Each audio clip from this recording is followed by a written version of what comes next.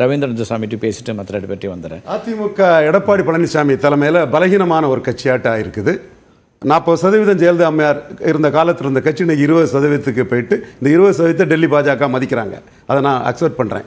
அந்த 20% மீதி தமிழ் தேசியம் ஒரு 7% எடுத்திருக்கிறாங்க. இந்துத்துவாவும் ரிபல்ஸும் ஒரு 7-8% எடுத்திருக்காங்க. பெரியார் அந்த இதுக்குள்ளேயும் பல இதில் திராவிட இயக்கம்னு அதிமுக நேரடியாக சொல்லிட்டீங்க. அதை ஒரு திராவிட கட்சி அப்படிலாம் வரேன். ஆனால் தமிழ் தேசியம் இந்து தேசியம்லாம் சொல்றீங்க. அது யார் மறைபொருள் நேர விஷயம் என்னன்னு சொல்லுங்க. சீமான், என்டிகே, அண்ணாமலை, பாஜக, மு.க. ஸ்டாலினுக்கும் 8% கூடியிருக்கு. இது கருத்து குருடர்கள், தமிழ் மண்ணில் பொய்ய பரப்பக்கூடியவங்க, கலைஞருக்குள்ள எதிர்ப்பு, ஸ்டாலின் கல்லணிங்கிறத மறைச்சு பேசிட்டு இருக்கிறாங்க. திராவிட இயக்கம்னு அந்த 7% வாக்கு ஸ்டாலின். ஒரு வார்த்தையை நான் பொதுவா சொல்லதிகாரத்தில் அனுமதிக்கிறதுல சரியான வார்த்தையும் இல்ல. கருத்து குருடருங்கதா? கருத்து குருடருங்கிற வார்த்தையா? இல்ல ஒரு வார்த்தையை சொன்னீங்க. ஆமா, அது அது அது அது இப்ப அந்த அந்த அந்த வார்த்தையை பயன்பாட்டில் இருக்க கூடாதுன்னு. சரி, ஓகே ஓகே, புரியுது புரியுது எனக்கு புரியுது, அண்டர்ஸ்டாண்ட் பண்ணிக்கிட்டேன், தவிர்த்துக்கிறேன். இதுல இன்னைக்கு நாம் தமிழர் சீமான் திருச்சி பேட்டியில ஒரு தீமைக்கு இன்னொரு தீமை மாற்று அல்ல, தெளிவா எடப்பாடி பழனிசாமி திமுகவுக்கு மாற்று அல்ல, நாங்க பாசிட்டிவா வந்தவங்க, பைபிள்ல ஒரு தீமைக்கு இன்னொரு தீமை மாற்று இல்லைன்னு தெளிவா சொல்லியிருக்கத சொல்றாரு. குரான்ல ஒரு தீமைக்கு இன்னொரு தீமை மாற்று இல்லைங்கிறத தெளிவா சொல்லியிருக்கிறாரு. நெருப்பை கொண்டு அணைக்க முடியாது, தண்ணியை கொண்டு தான் அணைக்க முடியுங்கிறத சீமான் தெளிவா சொல்லியிருக்கிறாரு. இதையும் தாண்டி அவர் ஈரோடு கிழக்கு களத்தில் நிற்கும் போது அதிமுக எடப்பாடி பழனிசாமி தூண்டுதல்ல இவர் செல்லூர் ராஜி நோட்டாக்கு ஓட்டு போடுங்கன்னு சொன்னாரு.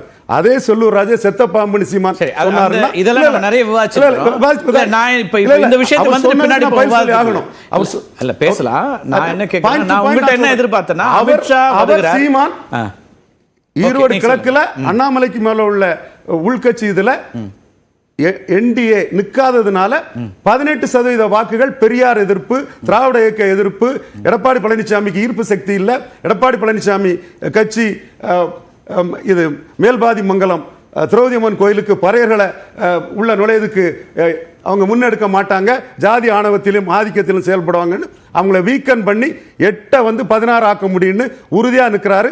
அதைத்தான் திருச்சி சார் தேர்தலில் அவங்க நிக்கலங்கிறதுனாலே வீக்கன் ஆயிட்டாங்கன்னு எப்படி சார் முடிவு போறீங்க? அதிமுக அங்க போட்டியிட்டு அவங்க மதிப்பெண் அவங்களுடைய வாக்கு கேள்வி நியாயம் வேற. உங்க கேள்வி நியாயம் கார்த்திகை செல்வன்.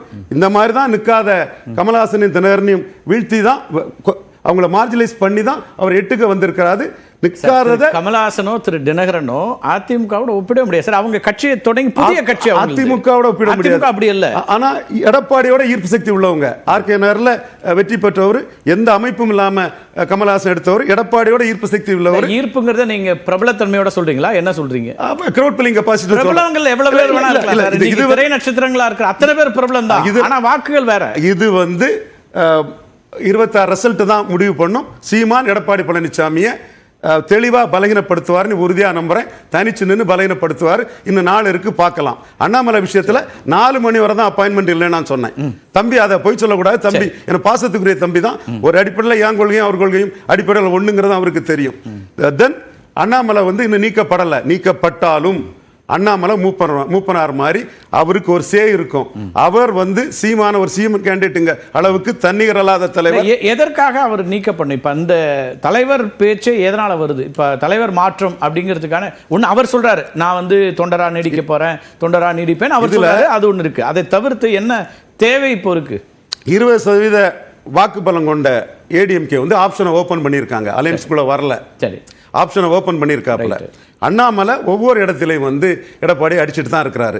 சீமான் ஈரோடு கிழக்குல நின்னாரு, எடப்பாடி நிற்க முடியாம போயிட்டாருங்கிறதுல சீமானை ரெகனைஸ் பண்ணி பேசுறாரு. சீமான் உறுதியானவர், தொடர்ந்து தனிச்சு நிற்கிறாரு சொல்றதுல ஒரு எலெக்ஷன் கூட தாக்கு பிடிக்க முடியாம அமித்ஷாட்ட சரண்டர் ஆயிட்டீங்களப்பா, இவ்வளவுதான் உங்க இதானு நக்கல் தான் இன்டைரக்டா அடிக்கிறாரு. சோ அவர் எங்க சரண்டர் ஆனாரு? இப்ப வரைக்கும் அவங்க தான் சொல்றாங்க கூட்டணின்னு. எடப்பாடி பழனிசாமி சொல்லவே இல்லையே. அவர் எங்க சொன்னார்? அதை அதுதான் நானும் பேசிட்டு இருக்கிறேன். பட் அமித்ஷாவை ஏன் பார்க்க போனார்? கூட்டணி இல்லைங்கிறது பிஜேபி விட்டுருங்க, பர்கெட் பிஜேபி. அமித்ஷாவை ஏன் பார்க்க போனார்? என்ன சொல்லிட்டு இருந்தாரு? அப்ப என்ன நிர்பந்தம்? அவருக்கு கூட்டணிக்கு யாருமே இல்லை. முபாரக் மட்டும்தான் இருந்தாரு.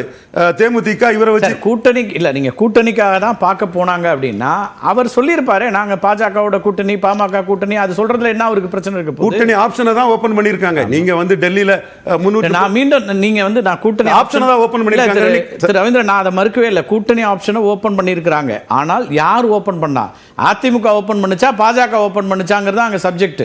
அதிமுக வேண்டும்னு விரும்புனாங்க பாஜகவா, அல்லது பாஜக வேணும்னு அதிமுக? 20% வாக்குபலம் கொண்ட எடப்பாடியை பாஜக விரும்புறாங்க, மாற்று கருத்து இல்ல. இவர் வந்து ஜெயக்குமாரே பிரஸ் மீட்ல காணல, எங்களுக்கு கிறிஸ்தவ முஸ்லீம் ஓட்டு போடாதனால தான் தோத்தோன்னு சொன்னவங்க நம்ம வீடியோவில் இருக்குது. ஜெயக்குமார் நான் 30 ஓடுனது அவங்களே இப்போ உள்ள போயிருக்காங்கன்னா இதுல வந்து கூட்டணியே கிடையாதுன்னு சொன்னவங்க போயிருக்காங்கன்னா இவங்களும் அதுல இறங்கி தான் போயிருக்காங்க. அந்த இடத்துல சீமான் உறுதியா நிற்கிறாருன்னு அண்ணாமலை வந்து இன்டைரக்டா சீமானை லிப் பண்ணி விடுறாரு. சோ இந்த மூவ்ஸ் எடப்பாடிக்கும் அண்ணாமலைக்கும் இருக்குது. நீங்க சொல்றதுல அண்ணாமலை மாற்றம், தலைமை மாற்றத்துக்கு என்ன தேவை இருக்கு, என்ன அவசியம் வந்திருக்குன்னு கேட்டா நீங்க சொல்றீங்க அதிமுக ஆப்ஷன் ஓபன் பண்ணியிருக்காங்க, இன்னும் கூட்டணின்னு சொல்ல ஆப்ஷன் ஓபன் பண்ணிருக்கிறதுக்கே மாநில தலைவரை மாற்றக்கூடிய இடத்துல இருக்காங்கன்னா யார் பலவீனமான இடத்துல இருக்காங்கன்னு ஒரு கேள்வி வராது? அது மட்டும் இல்ல, பாஜகவுக்குள்ளே உள்ள பல பொலிட்டிக்ஸ் இருக்குது. எப்பவுமே இருக்கு சார், எல்லா காலத்திலயும் அது இருக்கத்தானே செய்யுது. நீங்க வந்து எம்ஜிஆருக்கு பிறகு அண்ணாமலை தான்னு ஜெயக்குமார் பேசினாரு, தம்பிவா தலைமை இயக்கவான்னு தமிழிசை அம்மையார் பேசினாங்க. இப்படி ஒரு பாஜக தலைவரை இன்னும் 2 முன்னாள் தலைவர்களோ சட்டமன்ற கட்சி தலைவர்களோ புகழ்ந்து நாம பார்த்ததில்லை. அந்த தலைவர் இன்னைக்கு மாற்றப்படுறாருன்னா அவர் வந்து என்ன சொல்றாருன்னா எடப்பாடிக்கு வாழ்வு கொடுக்காண்டாம், அவர் dying polls, declining polls, Tamil Nadu பொலிட்டிக்ஸை மல்டிபோலரா மாத்துவோம், நீங்க பைப்போலரா போறது சரியில்லை, அது நமக்கு லாபம் இல்லை, நம்ம மல்டிபோலரா போனாதான் வளர முடியும். சசிகலா மேல கிராக் டவுன் பண்ணும் போதும் கடைசி வரை நான் இதைத்தான் சொல்லி நின்னேன், ஜெயித்தேன். அதே மாதிரி இப்பவும் மல்டிபோலருங்கிறது தான் அண்ணாமலைக்கு நோக்கம். சோ எடப்பாடி 20% உள்ளவரை உள்ள கொண்டு வந்திருக்கதாட்டு அவங்க நினைக்கிறாங்க. ஆனா எடப்பாடி வந்து வெரி ஸ்ரூடு பொலிட்டிஷியன். இல்ல இப்ப அங்கேயே எனக்கு கேள்வி வருது, எடப்பாடி அவர்கள்ட்ட ஆப்ஷன் ஓபன் பண்ணிட்டீங்கன்னு சொல்லிட்டா அப்புறம் இன்னொரு பக்கம் எதுக்கு செங்கோட்டையன்? அதை தான் சொல்ல வர்றேன்.